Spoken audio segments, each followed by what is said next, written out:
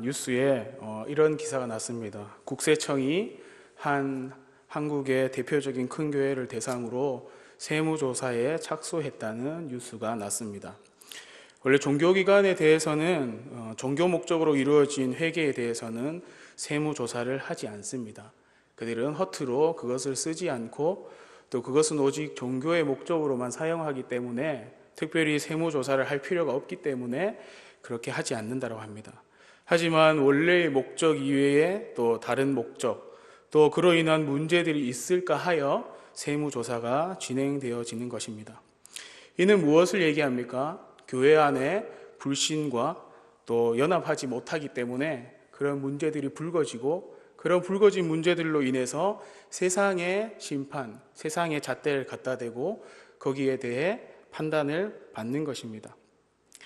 체계가 잘 세워진 교회이고 아주 규모가 큰 교회임에도 불구하고 합력하여 선을 이루지 못하는 그 모습 때문에 합력하여 서로 당을 짓고 오히려 비방하고 시기하고 질투하는 그 모습들로 인해서 교회가, 하나님께서 세운 교회가, 공동체가 세상의 잣대에 놓여지게 된 것입니다. 이것은 직분자의 리더십과 성도와의 관계, 또 서로 간의 리더십이 서로 어려워지기 때문에 그렇게 발생하게 되는 문제입니다. 오늘 에베소 교회를 섬기는 그리고 목회하고 있는 디모데를 향하여서 바울은 오늘 이 본문의 말씀을 주고 있습니다. 3년의 기간 동안 바울을 통해 교회가 세워지고 그 뒤를 이어 디모데가 섬기고 있습니다. 교회가 세워지고 이제 발돋움하는 시기입니다.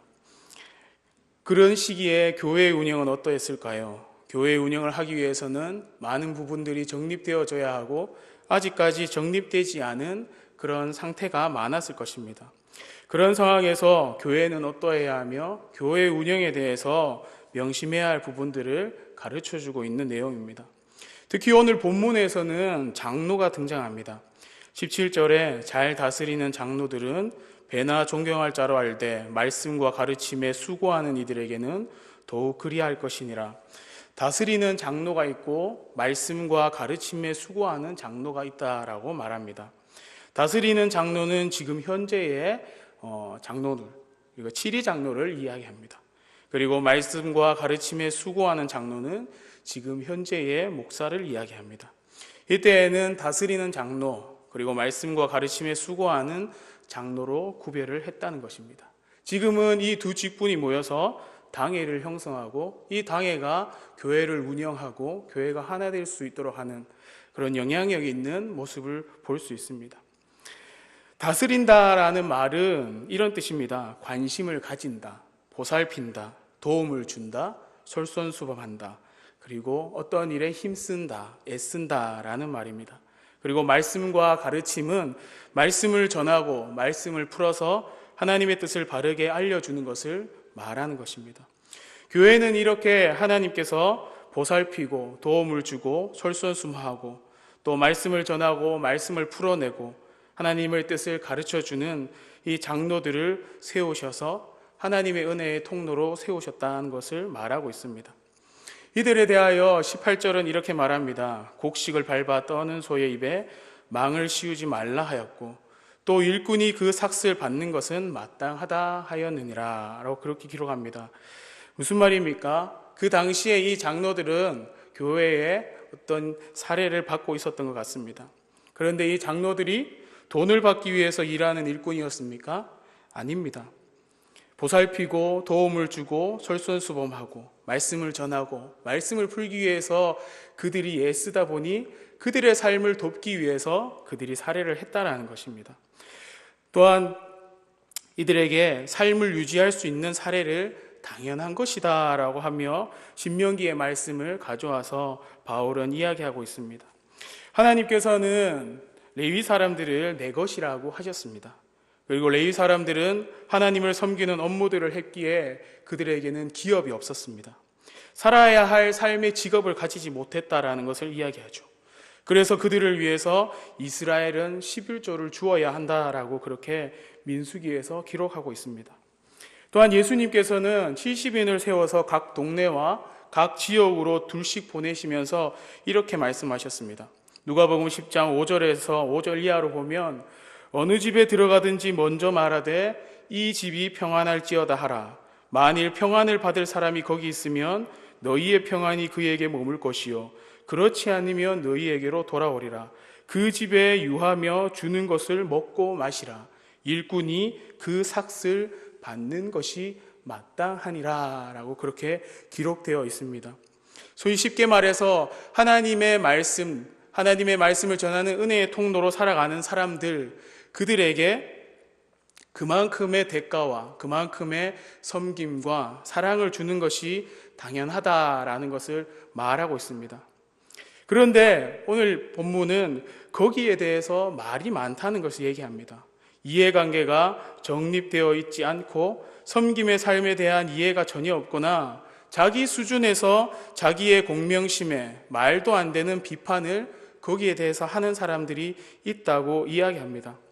19절에 장로에 대한 고발은 두세 증인이 없으면 받지 말 것이요 라고 그렇게 기록되어 있죠.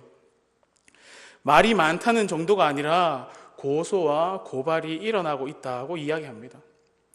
교회는 늘 이렇게 흔들어대는 것이 있습니다. 위협을 가하는 것이 있습니다. 우리가 잘 알고 있듯이 사탄이라는 놈이죠.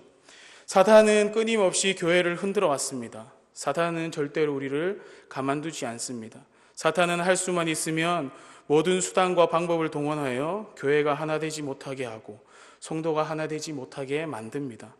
사람들이 모이는 것에는 꼭 이렇게 사단의 영향으로 반대의 말을 하는 사람들이 있습니다. 특히나 이 반대의 말을 하는 사람들은 꼭 교회의 지도자를 공격합니다. 왜냐하면 지도자들이 무너지면 교회가 무너지기 때문입니다. 사탄은 약한 곳을 통해 계속 침투해 들어옵니다. 아담과 하와를 보아도 알 수 있죠. 명령은 아담이 받았지만 전애들은 하와를 통해서 사단이 하나님을 전면에 부정하며 타락의 길로 이끌어가는 것을 우리는 볼 수 있습니다. 사단은 말씀보다는 세상적인 가치관, 그들의 이성적인 가치관을 틈타서 들어오게 됩니다. 그리고 그렇게 들어와서 교회를 흔들어 놓게 되는 것이죠. 교회 안에는 말씀대로 순종하며 순복하는 하나님의 사람들이 있습니다. 하지만 반면에 거짓으로 공격하고 고소하고 고발하는 사람들도 있습니다. 성경에 나오는 모든 지도자들이 다 그렇게 당했습니다. 모세도 그랬고 다윗도 그랬고 바울도 그랬습니다. 영향력이 있는 위대한 지도자들이, 하나님께서 세우신 그 지도자들이 사단의 공격, 그리고 세상적인 가치관에 빠진 여러 이들로 통해서 어려움을 많이 겪었습니다. 우리가 알고 있듯이 예수님도 이스라엘의 거짓 고수로 십자가를 지시게 되었죠.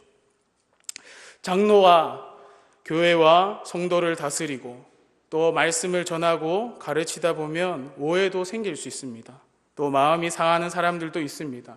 시기하는 사람들도 있습니다. 누구는 잘한다, 누구는 못한다 구분지어 생각하는 사람도 있습니다. 바른 말하는 사람들에 대해서, 섬기는 이들에 대해서 비판하는 자들이 있다라는 것입니다. 디모데가 목회하고 있는 이 에베소 교회는 지금 이런 문제들이 넘쳐나고 있다라는 것을 말해주고 있습니다. 너네 교회, 에베소 교회가 지금 문제가 많은데 디모데야 잘 들어라. 하나님과 그리스도 예수와 택하심을 받은 천사들 앞에서 내가 명한다. 내가 엄히 명한다. 하나님이 보고 계시고 중보자 그리스도께서 보고 계시고 각자를 지키는 천사들이 보고 있다. 그러니 잘 들어라. 나 지금 농담하는 거 아니다. 너무나 심각하다. 라고 그렇게 말합니다. 이 모든 문제들을 디모데가 중재해 나가야 할 것이기 때문에 디모데에게 이 문제를 두고 엄히 명하고 있는 것입니다. 19절과 22절에서는 하지 말라라고 세 가지를 이야기합니다. 하나는 편견이 없이 이것들을 지켜 불공평하게 하지 말며 라고 기록합니다. 이것은 19절, 20절에 나오는 장로에 대한 고발은 두세 증인이 없으면 받지 말 것이요 범죄한 자들을 모든 사람 앞에서 꾸짖어 나머지 사람들로 두려워하게 하라라 라는 것에 대해서 편견 없이 하고 불공평하게 하지 말라라는 것입니다. 고소 고발이 많은 그때에, 지도자들을 향한 비방과 시기가 많은 그때에 장로들이 잘못했다기보다는 다스리고 말씀을 전하는 그들이 잘못했다기보다는 바른 말하는 이들에 대해서, 섬기려 하는 이들에 대해서 음해하려는 자들이 많았다는 것을 말합니다. 교회 안에 죄를 범하는 것을 대수롭지 않게 여기는 사람들이 많았다라는 것입니다. 하나님의 말씀에 불순종하는 자들이 많았다라는 것을 말합니다. 하나님께서 세우신 자들을 두려워하지 않고 여전히 자기의 뜻대로, 자기의 생각대로 하려는 자들이 많았다는 것을 이야기합니다. 이에 대해서 편견 없이 불공평하지 않게 말씀의 잣대에 비추어 판단하라라고 이야기하고 있습니다. 또 두 번째는 아무에게나 경솔히 안수하지 말라라고 합니다. 사람을 세울 때에 쉽게 세우지 말고 신중하게 하나님 앞에서 하나님의 그 리더십을 세울 수 있는 자를 세우라라고 말하는 것입니다. 더 나아가서는 지금의 현실로 보면 인기 투표가 아니라 정말 하나님께서 교회를 사랑하고 하나님께서 교회에 섬길 수 있는 그런 자들을 우리가 함께 믿음으로, 기도함으로 세워라라고 말하는 것입니다. 또한 세 번째는 다른 사람의 죄에 간섭하지 말라라고 합니다. 여기서 간섭하다라는 말은 공유하다, 함께하다라는 말로 쓰였습니다. 곧 죄를 함께하지 말고, 죄 짓는 것을 방조하지 말고, 죄 짓는 것을 묵과하지 말고, 그들이 죄 짓는 것에 대해서 바르게 이야기하고 주저하지 말고 그들을 권면하고 견책하라라는 것을 말하는 것입니다. 이 모든 것은 무엇을 이야기합니까? 디모데에게 왜 이렇게 바울은 권면하고 있습니까? 그것은 바로 세워진 리더십에 대해서 그들이 잘 따르지 않고 있다라는 것을 말하는 것입니다. 리더십이 부족할 수도 있지만 그들의 생각과 그들의 가치관과 그들의 이성적인 생각으로 말미암아 세워진 리더십을 따르지 않고 그 세워진 리더십에 대해서 순종하지 않는, 곧 하나님께서 세우신 권위에 대해 도전하고 있는 것을 이야기하고 있는 것입니다. 과연 우리는 이 권면을 들을 때 우리는 과연 교회의 리더십에 대해서 순종하고 있습니까? 우리가 세운 목사와 장로, 그리고 당회에서 결정되는 그 모든 순서들에 대해서, 결정들에 대해서 우리는 하나님이 주신 리더십으로 알고 순종하고 있는가? 아니면 내 뜻과 내 생각대로, 내가 원하는 대로 비방하고 시기하고 있지는 않는가? 우리 스스로를 한번 돌아봐야 할 줄로 믿습니다. 하지만 두 가지 또 바울은 디모데에게 권면합니다. 22절에서 23절의 말씀에 내 자신을 지켜 정결하게 하라라고 말합니다. 그들에 대한 리더십을 바로 세우기 위해서는 너 자신을 죄의 오염으로부터 지키고 죄악에 물들지 않도록 네 마음을 정결하게 하라라고 말합니다. 네 마음을 하나님 앞에 두고 하나님의 마음에 오직 순복하며 순종하며 나아가라라고 이야기하죠. 또한 두 번째는 23절에 물만 마시지 말고 내 위장과 자주 나는 병을 위하여 포도주를 조금씩 쓰라라고 말합니다. 이 당시에 포도주는 소독약의 역할을 했다라고 합니다. 너 보니 잘하고 있는데, 너 보니 말씀에 맞게 하나님의 그 권위에 맞게 순종하며 잘하고 있는데 너 건강도 챙겨야겠다라고 말하는 겁니다. 영적인 강건함뿐만 아니라 몸의 건강도 잘 챙겨야 함을 이야기합니다. 영적으로, 육적으로 자기 자신을 잘 다스려 바른 리더십을 네가 세워서 바르고 공평하게 다스릴 수 있는 목회자가 되라, 장로가 되라 라고 그렇게 이야기하고 있는 것입니다. 그렇게 하면서 24절과 25절에 이렇게 말합니다. 어떤 사람들의 죄는 밝히 드러나 먼저 심판에 나아가고 어떤 사람들의 죄는 그 뒤를 따르니니 이와 같이 선행도 밝히 드러나고 먼저 그렇지 아니한 것도 숨길 수 없느니라 라고 기록합니다. 여러분, 죄와 선은 드러나게 되어 있습니다. 지금이든지 나중이든지 다 드러나게 되어 있습니다. 해 아래 새 것이 없고 감추어질 비밀이 없습니다. 목회자든 장로든 평신도이든 모든 것이 드러나고 하나님 앞에 서게 되는 날이 있습니다. 우리는 죄를 지으면 숨기고 싶어 합니다. 사람들에게 드러나고 알려지고 그렇게 되는 것이 두렵고 흔히 말하는 쪽이 팔리기 때문입니다. 말씀대로 바르게 살아가는, 신실하게 살아가는 사람들도 있지만 가면을 쓰고 경건한 채 하며 드러나지 않은 죄를 가진 사람들도 있습니다. 자기를 합리화하기 위해서 상대를 오히려 음해하고 공격하기도 합니다. 말씀으로 포장하고 자기의 죄는 가린 채 세상법은 드러나지 않을지 몰라도 하나님 앞에서 심판받을 때가 있다라는 것을 우리는 기억해야 하는 것입니다. 우리가 리더십을 따르는 사람이고 우리가 리더십을 가진 사람이고 우리 교회 공동체가 세상 가운데 리더십을 보여주어야 한다라면 사도 바울이 이 디모데를 향해서 이야기했던 것처럼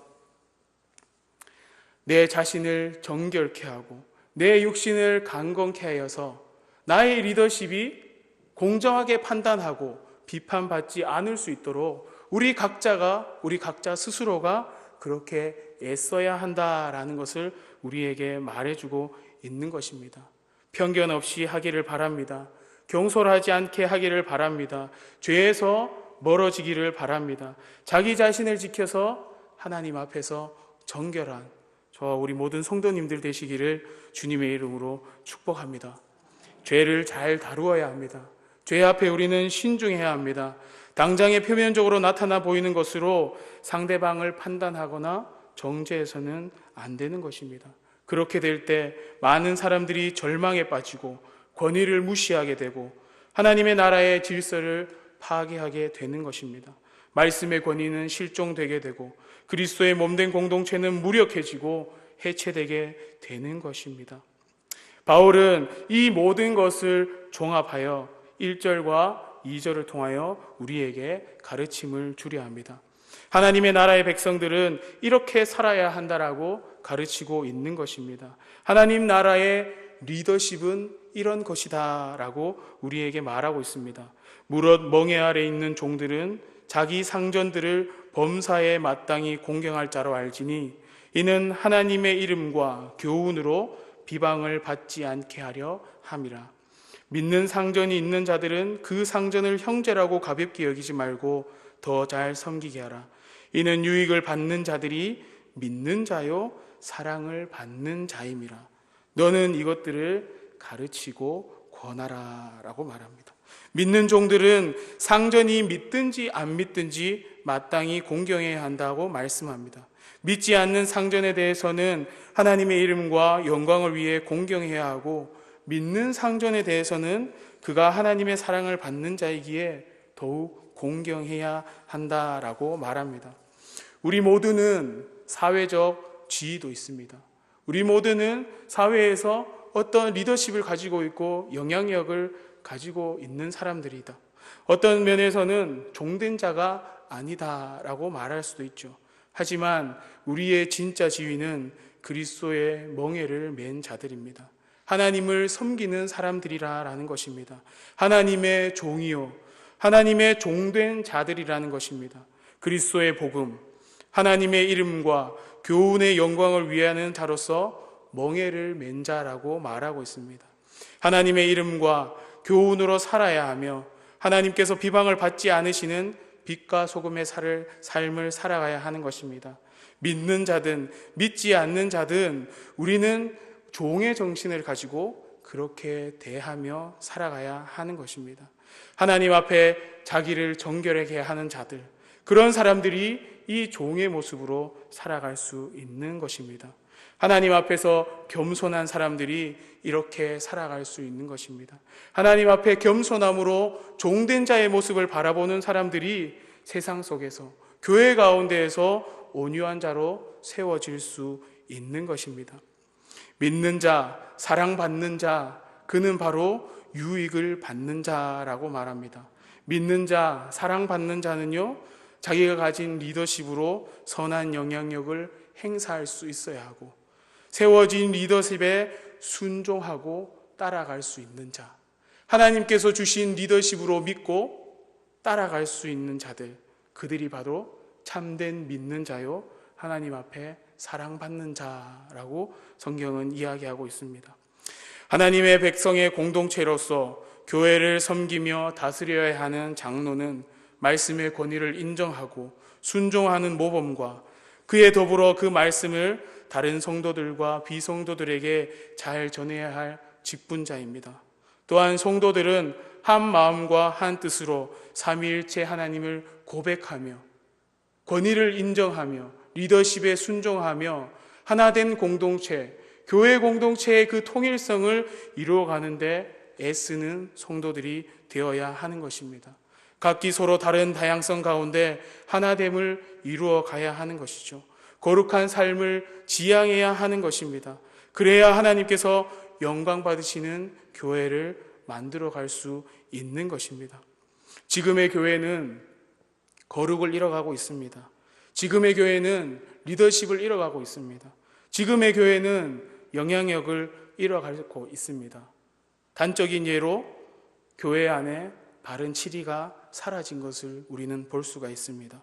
성도들은 죄를 두려워하지 않습니다. 리더십에 대해 두려워하지 않습니다. 하나님이 주신 권위에 대해 두려워하지 않습니다.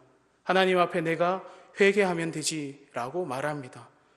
바른 치리가 우리 가운데서 사라졌기 때문입니다. 바른 것을 이야기하면, 바른 것을 지적하면 세상을 살아갈 줄 모른다고 무시합니다. 세상을 모른다고 조롱합니다. 거룩을 이야기하면 조용히 하라라고 말합니다. 왜 치리가 사라졌습니까? 당신이나 나나 별 다를 것이 없는데 좋은 게 아니냐. 그렇게 시작되면서 교회의 권위가 무너진 것입니다. 그것이 바로 지금 한국 교회의 현실이라는 것입니다. 권면조차 하기 힘든 시대입니다. 권면했다가 욕을 안 먹으면 다행이라고 생각하는 것이 현실이지요. 나중에 하나님께서 우리에게 왜 그랬냐고 물으시면 우리는 과연 어떻게 대답해야 될까요? 세워진 직분자들을 통해 하나님의 사랑과 하나님의 은혜가 흘러가며 성도들은 하나님께서 세우신 리더십을 존중하며 따라갈 수 있는 저와 우리 모든 성도님들이 되시기를 주님의 이름으로 축복합니다. 우리가 어느 누군가가 문제가 있는 것이 아니라 우리가 함께 서로를 존귀히 여기고 서로를 주님의 사랑으로 사랑하며 섬겨갈 때, 그리고 그 안에서 하나 되어져 갈 때 우리는 정말 하나님께서 주신 참된 리더십이 세워져 가고 그 리더십이 우리가 순종하며 따라갈 수 있는 것을 볼 수 있는 우리 남부교회가 되기를 주님의 이름으로 축복합니다. 기도하도록 하겠습니다.